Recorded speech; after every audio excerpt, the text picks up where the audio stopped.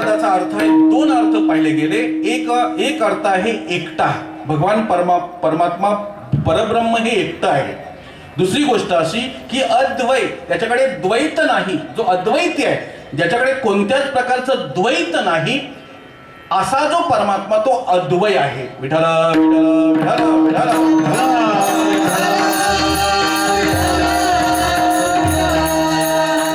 एकमेव अद्वितीयम ब्रह्म, एको देव सर्व भूतेषु गुणा, सर्वव्यापी सर्वभूतांतरात्मा. या ठिकाणी अनेक प्रमाण पाहता येतील की भगवान परमात्मा एकटा आहे. एकटा, जो निर्गुण निराकार परब्रह्म जे आहे ते एकटं परब्रह्म आहे, म्हणून अद्वय, जो एकटा आहे. एक अर्थ. आणि दुसरा अर्थ, ज्याच्याकडे कोणत्याच प्रकारचं द्वैत नाही, भेदभाव नाही. सोप्या भाषेमध्ये त्यानं त्या ठिकाणी मारायला आलेल्या पुतणेलाही त्या ठिकाणी मोक्ष दिला, नाही का. त्याच्याकडे भक्तालाही मोक्ष देतो आणि अभक्तालाही मोक्ष देणारा असा परमात्मा, ज्याच्याकडे कोणत्या प्रकारचा भेदभाव नाही, म्हणून त्या ठिकाणी तो, ज्याच्याकडे द्वैत नाही, अशा प्रकारे तो अद्वय आहे. विठ्ठल विठ्ठल विठ्ठल.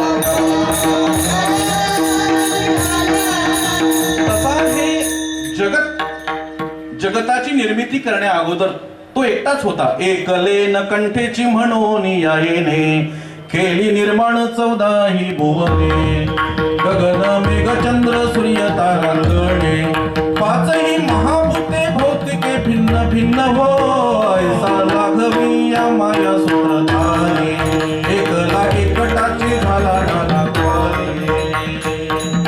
एकलेन कंठेची म्हणून यायेने, एकल्याला करमलं नाही म्हणून केली निर्माण 14 ही भुवने, गगन मेघ चंद्र सूर्य तारांगणे, 5 ही महाभूते भौतिके भिन्न भिन्न हो, ऐसा लाघविया माया सूत्रधारी.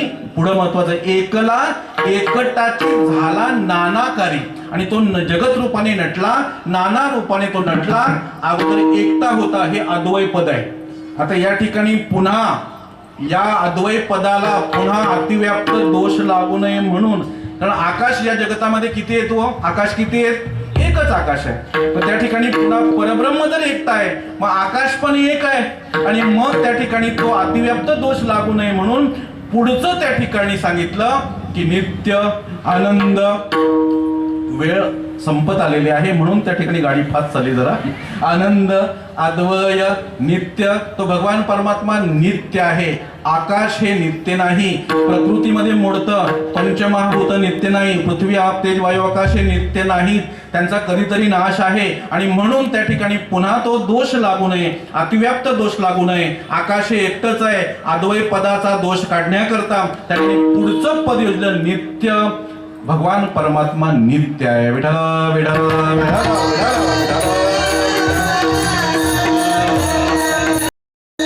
नित्य आहे म्हणजे त्या ठिकाणी कोणत्याही प्रकारचा त्याच्याकडे अभाव नाही.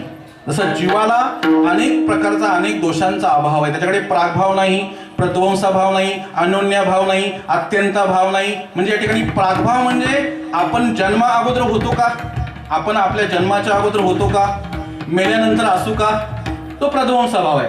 म्हणजे पण भगवान परमात्मा जन्मा अगोदरही आहे, नवे तो जन्मातीत आहे, नाही का, त्याला जन्मच नाही आहे. अशा प्रकारे तो अमर आहे. तो जन्मातीत असल्यामुळे त्याला प्रागभाव नाही, प्रध्वंसाभाव, त्याचा नाशच नाही, आपला नाश आहे. मरण्यानंतर आपण नाहीये, म्हणजे आपल्याकडे प्रागभाव आहे, प्रध्वंसाभाव आहे, अन्योन्यभाव आहे. आता आपण विचुंब्यात आहोत, पण आता आपल्या मोहला नाही. मी आता इथे विचुंब्यात आहे, म्हणजे मी मोहला नाही, पण तो सगळीकडे. अशा प्रकारे त्याला कोणत्याच प्रकारचा भाव नसल्यामुळे तो नित्य आहे, तो अविनाशी आहे. त्याचा असा अर्थ आहे. नित्य शब्दाचा अर्थ आहे तो अविनाशी आहे. नैनम छिंदन्ति शस्त्राणि नैनम दहति पावका न चैनम क्लेदयन्त्यापनो शोषति मरुतः. अशा प्रकारे तो भगवान परमात्मा अविनाशी आहे. कोणत्याच प्रकारचा भावाचा प्रतियोगी नसल्यामुळे, त्या ठिकाणी कोणत्याच प्रकारचा भाव त्याच्याकडे नसल्यामुळे, प्रागभाव नाही, प्रध्वंसा भाव नाही, अन्योन्य भाव नाही, त्या ठिकाणी अशा प्रकारचे भाव नसल्यामुळे तो नित्य आहे, नाम अविनाशी आहे. आनंद, अद्वय, नित्य, निरामय.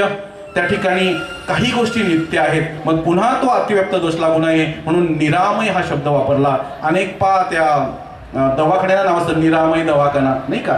निरामय म्हणजे निरोगी, त्या ठिकाणी निर्मळ, शुद्ध, पवित्र अशा निरामय शब्दाचे अनेक अर्थ आहेत. विकार रहित, कोणत्याही प्रकारचा विकार नसलेला, कोणत्याही प्रकारचा द्वैत नसलेला असा हा निरामय भगवान परमात्मा आहे. एकूणच भगवान परमात्मा आनंद स्वरूप आहे. त्या ठिकाणी तो अद्वय आहे, तो नित्य आहे आणि तो निरामय आहे, तो निर्मळ आहे. त्याच्या इतका निर्मळ या जगतामध्ये कोणी नाही. त्याच्या इतका पवित्र या जगतामध्ये संत आणि देव यांच्यापेक्षा पवित्र सोवळी एकतेच भूमंडळी, त्यांच्या इतका पवित्र आणि सोवळ या जगात कोणीच नाही. म्हणून तो निरामय हे आनंद अद्वय नित्य निरामय जे का निज ध्येय योगियांचे आणि ज्या योग्यांच्या ध्यानात असावा असा तो परमात्मा. योगी म्हणजे सामान्य नाहीये. संत ज्ञानेश्वर महाराज सुरुवातीला योगी होते, नंतर भक्तिपंथाला आले. पण योगी म्हणजे योग हा शब्द यूज या धातूपासून निर्माण झालेला आहे. यूज म्हणजे जोडणे. जे योगी देवाला आपल्या योगाच्या बळावर जोडतात, त्यांचं अनुसंधान असतं, अशांना योगी असं म्हणतात. आणि म्हणून जो योग्यांच्या ध्यानात असणारा असा तो परमात्मा, पण ते नाही का जो आनंद स्वरूप आहे, जो नित्य आहे, जो अद्वय आहे, जो निरामय आहे, जो योग्यांच्या सुद्धा ध्यानात आहे असा असणारा परमात्मा, त्याचं तटस्थ लक्षण सांगत असताना ते हे त्या समचरणानं उभा आहे. अभंगाच्या दुसऱ्या कडव्यात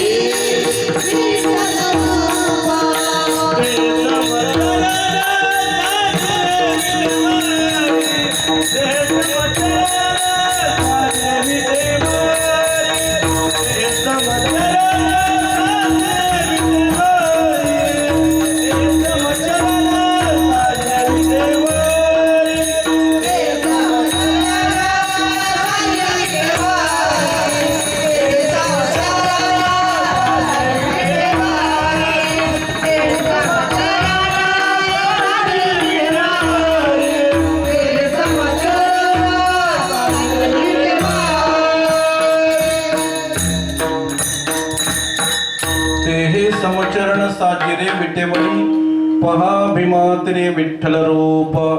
ते पहिल्या कडव्यात सांगितलं ते आणि हे. ते आणि हे या दोन शब्दामध्ये ते शब्द दर्शक सर्वनाम आहे, जे लांबचं दाखवतं आणि हे जवळचं दाखवतं. आणि अशा प्रकारे ते जे निर्गुण निराकार आहे, जे आनंद रूप आहे, जे अद्वय आहे, जे नित्य आहे, जे निराम आहे, ते असणार. पण तेच हे विटेवरती उभा आहे, समचरणानं उभा आहे. ते हे समचरण साजिरे विटेवरी. साजरा आहे, गोजरा आहे, सुंदर आहे असा परमात्मा ते हे समचरणानं आहे. अनेक अवतारांचा विचार केला तर अनेक अवतारांमध्ये तटस्थ लक्षण वेगळं आहे. ठीक आहे, अनेक अवतारांचा विचार केला जाऊ द्या, बाकी सोडा. पण प्रभू रामचंद्रांच्या अवतारामध्ये एक पाय पुढे एक पाय मागे. ठीक आहे.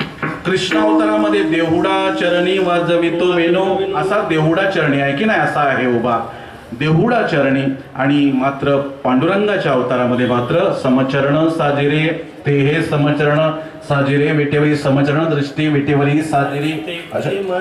तेथे माझे हरी वृत्ती राहो. अशा प्रकारे भगवान परमात्मा फक्त पंढरपुरामध्ये त्या ठिकाणी समचरणाने उभा आहे. त्याची चरणही सम आहेत आणि दृष्टी सुद्धा सम आहे. या करता तो त्या ठिकाणी काय आहे की त्या ठिकाणी अद्वैती आहे, अद्वय आहे. ते हे समचरण साजिरे विटेवरी पहा भीमात्रे विठ्ठल रूप. आणि त्या भीमाच्या तीरावर नाही का, त्या चंद्रभागेच्या तीरावर तो विठ्ठल रूपाने आहे. तोच आनंद स्वरूप आहे, तोच अद्वय आहे, तोच नित्य आहे आणि तो निरामय आहे. विठोबा रखुमाई, विठोबा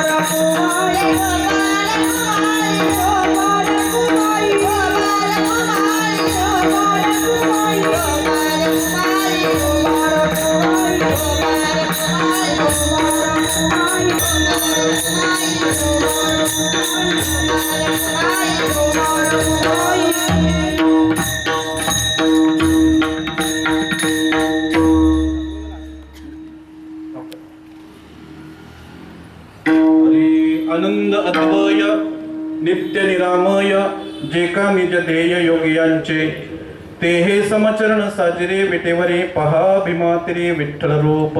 तसंच माझ्या वाट्याला 1च तास मिळाला मला, तो काही चिंता आहे. संत महात्मे हे जे काही आपल्या अभंगातून मांडतात त्या ठिकाणी त्यांना आलेली ती अनुभूती असते. काही आलेली अनुभूती आणि ती अनुभूती देण्याची तळमळ असते. एक वर्ग आहे, एक अनुभूती असते पण त्यांना देण्याची तळमळ नसते, त्यांच्याकडे जावं लागतं. एक वर्ग आपल्या घरापर्यंत येतो, देव घ्या कोणी, देव घ्या कोणी, ऐता आला घर पोचवणी, अनुभूती आहे आणि ती अनुभूती आपल्या घरापर्यंत पोचवतात. एक वर्ग संत. दुसरा वर्ग आहे अनुभूती आहे पण त्या ठिकाणी त्यांना देण्याची तळमळ नाही, त्यांच्याकडे जावं लागतं. तद्विद्धी प्रणिपातेन परिप्रश्नेन सेवया उपदेक्षन्ति ते ज्ञानम ज्ञानी तत्वदर्शिता. ते ज्ञान पैका बरवे जरी मनी हाते आणावे तरी संताया बजावे सर्वश्रेष्ठी.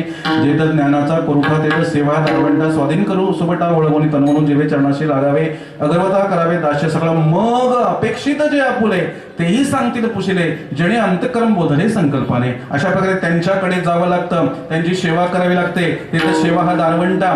सेवा केल्यानंतर मग ती अनुभूती आपल्याला सांगतात. हा वर्ग आहे साधूचा.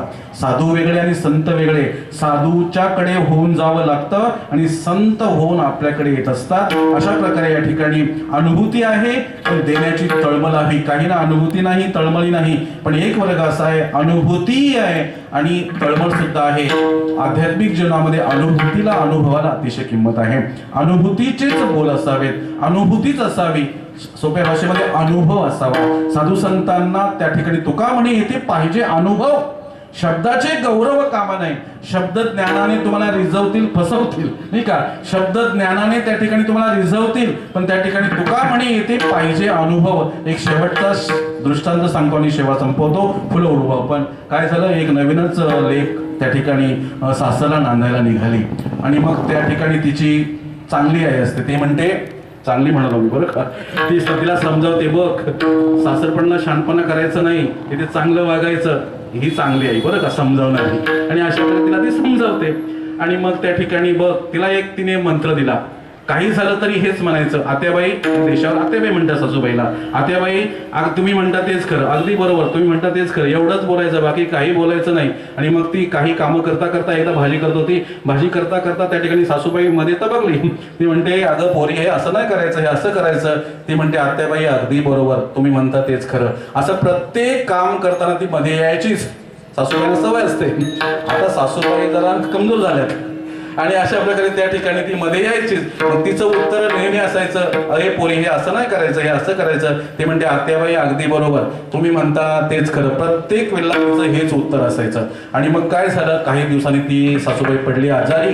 तिला उठवत नाही, चालवत नाही, अंग दुखू लागलं, अगदी हलवत नाही. मग ती म्हणते काय पोरी काय सांगावं, इतका त्रास होतो, इतका त्रास होतो, असं वाटतं की विष प्यावानी मरावं. आत्याबाई अगदी बरोबर, तुम्ही म्हणता तेच खरं. विठाला विठा विठाला विठाला विठाला मला सांगायचंय, तोच मंत्र सगळीकडे कामाला येत नाही. तुका शब्दाचे गौरव कामा नाही का.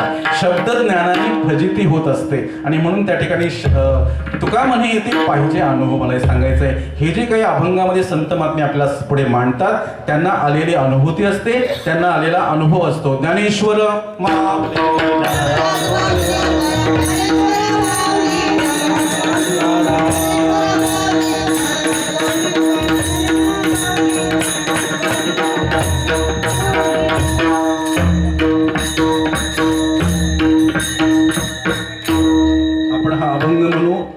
शिवेला घेतला अभंग तोच म्हणूया. तो पांडुरंगाचाच अभंग आहे, तो म्हणू आणि फुलं उडवू. आनंदाद्वय नित्य निरामय,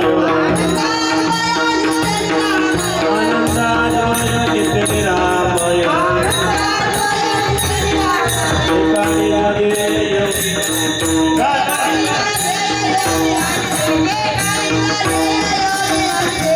समाचार ताजरे विटेवरी, समाचार ताजरे विटेवरी, महाविमार्जिनी विठ्ठल रूप,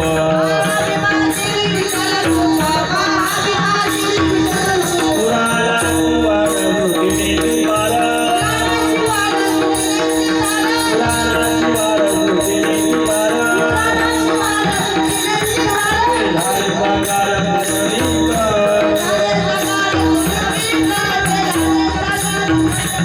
तुका म्हणे जाते सरकारी का जाता, तुका म्हणे जाते सरकारी का जाता, हे आपले बोलते फक्त पांडुरंग,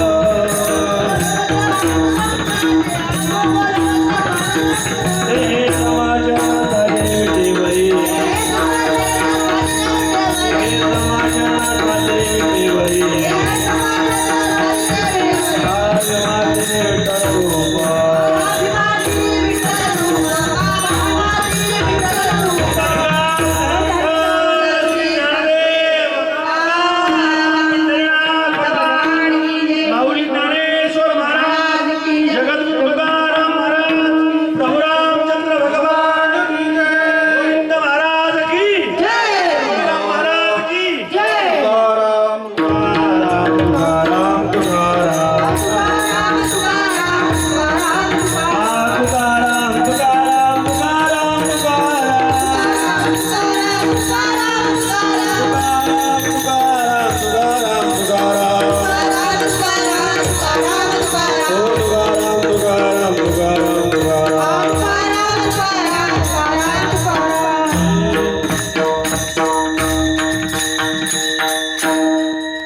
झालेली सेवा प्रभू परमात्म्याच्या सर्व संतांच्या चरणी समर्पित करतो. याच ठिकाणी सेवेला पुढे विधान. जय विठ्ठल, जय जय विठ्ठल.